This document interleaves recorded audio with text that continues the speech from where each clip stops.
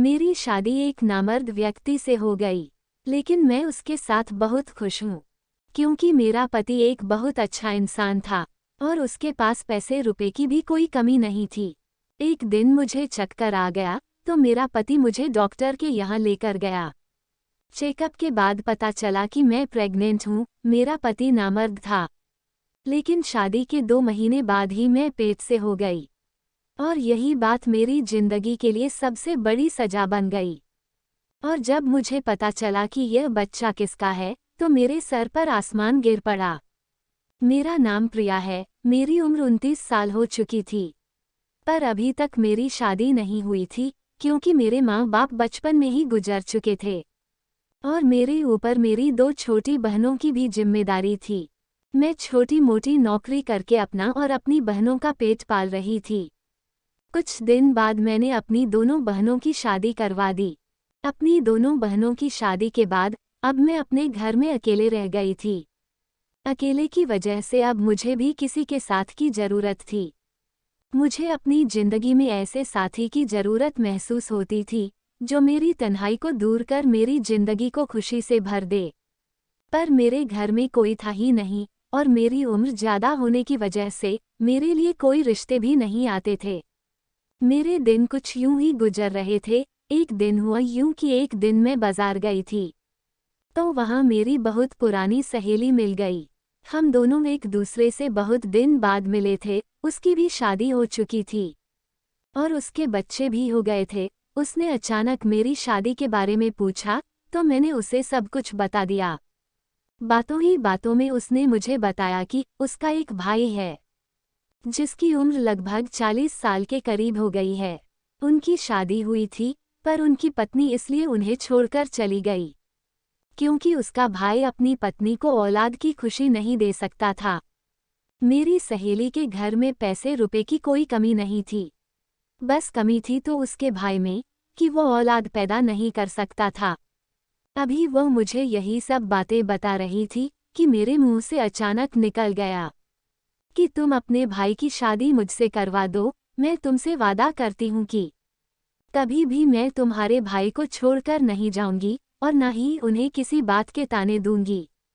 मेरी बातें सुनकर मेरी दोस्त हैरान हो गई। उसने कहा, इतनी बड़ी सच्चाई जानते हुए भी कि मेरा भाई कभी बाप नहीं बन सकता, तब भी तुम उससे शादी करने को तैयार हो। मैंने उससे कहा कि इस तरह अकेले जीने से तो अच्छा है कि मैं तुम्हारे भाई का सहारा बन जाऊं और वह मेरा सहारा। आखिर में कब तक अकेले रहूंगी? मेरा हाल तो ऐसा है कि अगर मैं मर जाऊं तो किसी को कानों कान तक खबर नहीं होगी। मेरी सहेली मेरा यह फैसला सुनकर तो बहुत खुश हुई, क्योंकि उसके घर में भी किसी औरत की जरूरत थी। उसने कहा, ठीक है, मैं ये बात अपने भाई से पूछकर बताऊंगी। वैसे तुम इस शादी को पक्का ही समझ लो, क्योंकि मेरे भैया को तुम्हारे ही जैसे किसी साथी की जरूरत है। 1 से 2 दिन गुजरने के बाद मेरी सहेली मेरे घर आई और वो बहुत खुश थी। उसने कहा, भैया इस शादी के लिए तैयार है। अगले कुछ दिनों में मेरी और सुधीर की शादी बड़े धूमधाम से हुई। लोग तो ये सब देखकर हैरान थे कि एक अकेली लड़की का कैसे इतना अच्छा रिश्ता मिल गया। मैंने यह बात अपनी बहनों को भी नहीं बताई थी कि मेरा पति नामर्द है। मेरे पति का ये राज मेरे सीने में दफन होकर रह गया था। दुल्हन बनाकर सुधीर के घर गई तो ये देखकर हैरान थी कि सुधीर का घर तो एक आलीशान बांग्ला था। मैं अपनी शादी से बहुत खुश थी, क्योंकि मैं तो अपने सपने में भी नहीं सोची थी कि इतने अच्छे घर में मेरी शादी होगी। मेरा कमरा बहुत अच्छे से सजाया गया था। सुधीर जब मेरे कमरे में आए तो उनके अंदर एक झिझक थी। शायद वह अपने अंदर की उस कमी को लेकर परेशान थे, पर मैं एक मैच्योर औरत थी, इसलिए मैंने ही पहल की और उनका हाथ पकड़कर उन्हें यकीन दिलाया कि ये बात कभी भी हमारे कमरे से बाहर नहीं जाएगी और ना ही मैं आपको इस बात के लिए कभी कुछ कहूंगी। मेरे इतना कुछ कहने और समझाने के बाद सुधीर का चेहरा खिल उठा। उन्होंने मेरा हाथ चूमते हुए मेरे हाथों में तोहफे के रूप में अंगूठी पहनाए और कहने लगे कि तुम्हें देखकर लगता है कि अब मेरी जिंदगी में मुझे सब कुछ मिल गया है। मुझे भी कुछ ऐसा ही लग रहा था कि मैं अपनी जिंदगी में अब बहुत खुश हूँ। मगर मुझे क्या पता था कि आने वाला वक्त मेरे लिए मेरी जिंदगी का आजमाइश साबित होगा। मेरे दिल में भी बच्चे की तमन्ना थी, पर मुझे ये बात बहुत अच्छी तरीके से पता था कि मेरा पति मुझे औलाद नहीं दे सकता है, इसलिए मैंने औलाद की ख्वाहिश को अंदर ही मार दिया था और सुधीर को यकीन दिलाया कि मैं आपसे कभी बच्चों की ख्वाहिश नहीं रखूंगी। मेरी शादी को 2 से 3 महीने गुजर चुके थे, पर कुछ दिनों से मुझे कुछ अजीब सा महसूस हो रहा था। एक दिन हम सब खाने की टेबल पर बैठे हुए थे, तभी अचानक मुझे चक्कर सा आया और मैं गिरते गिरते बची। मेरी हालत देखकर सुधीर मुझे डॉक्टर के पास लेकर चले गए। डॉक्टर ने मेरा चेकअप किया। चेकअप करने के बाद डॉक्टर ने जो बात बताई उसे सुनकर तो हम दोनों पति पत्नी सन रह गए। डॉक्टर ने बहुत खुश होकर यह खबर सुनाई थी, पर यह खबर सुनते ही हम दोनों के चेहरे की हवाएं उड़ गई। मैं और सुधीर बहुत ही अजीब नज़रों से एक दूसरे को देख रहे थे, क्योंकि मुझे और सुधीर को ये बात बहुत अच्छी तरीके से पता थी कि सुधीर कभी बाप नहीं बन सकते हैं, फिर यह बच्चा किसका। मुझे भी कुछ समझ में नहीं आ रहा था कि आखिर हो क्या रहा है। हम दोनों घर पहुंचे तो मेरे ससुर जी हमारे इंतजार में बाहर बैठे हुए थे। हम दोनों को घर आता हुआ देख फिक्रमंदी से पूछने लगे, अब बहू की तबीयत कैसी है, डॉक्टर ने क्या कहा है। सुधीर के गुस्से का पारा हाई था। उन्होंने गुस्से में कहा कि आपकी बहू प्रेग्नेंट है, जबकि यह बात मैं बहुत अच्छी तरीके से जानता हूँ कि यह बच्चा मेरा नहीं है।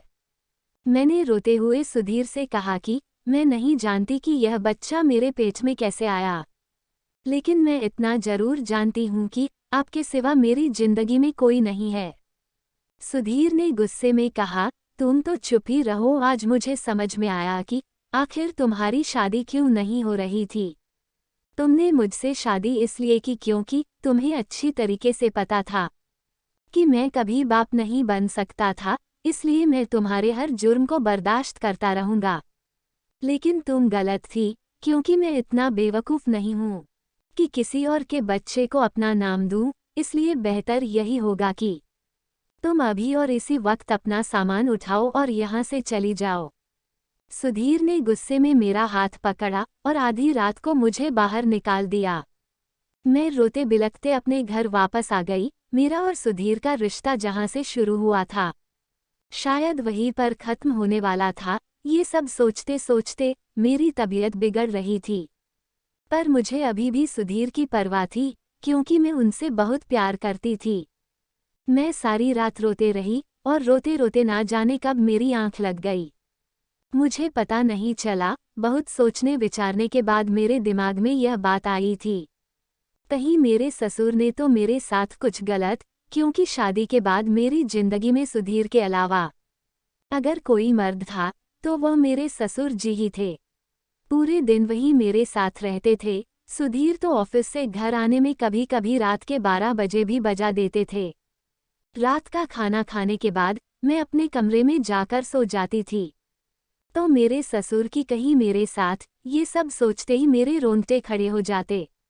उनका मेरे ऊपर प्यार जताना और हद से ज्यादा ख्याल रखना आज मुझे खटक रहा था। इसी सोच विचार के साथ किसी तरह मैंने 1 हफ्ता गुजर दिया और हर गुजरते दिन मैं भगवान से बस यही दुआ करती कि हे भगवान, मुझे बेकसूर साबित कर दो और मैं अपने पति के साथ दोबारा अपनी जिंदगी शुरू कर सकूं।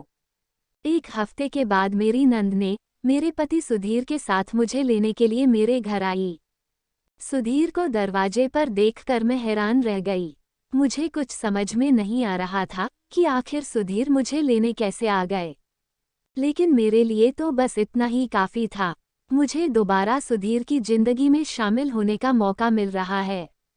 मैं बिना कुछ पूछे उन दोनों के साथ गाड़ी में जाकर बैठ गई, पर घर पहुंची तो मैंने देखा घर को बहुत अच्छी तरीके से सजाया गया था और मेरे ससुर जी ने बहुत खुश मन से मेरा स्वागत किया।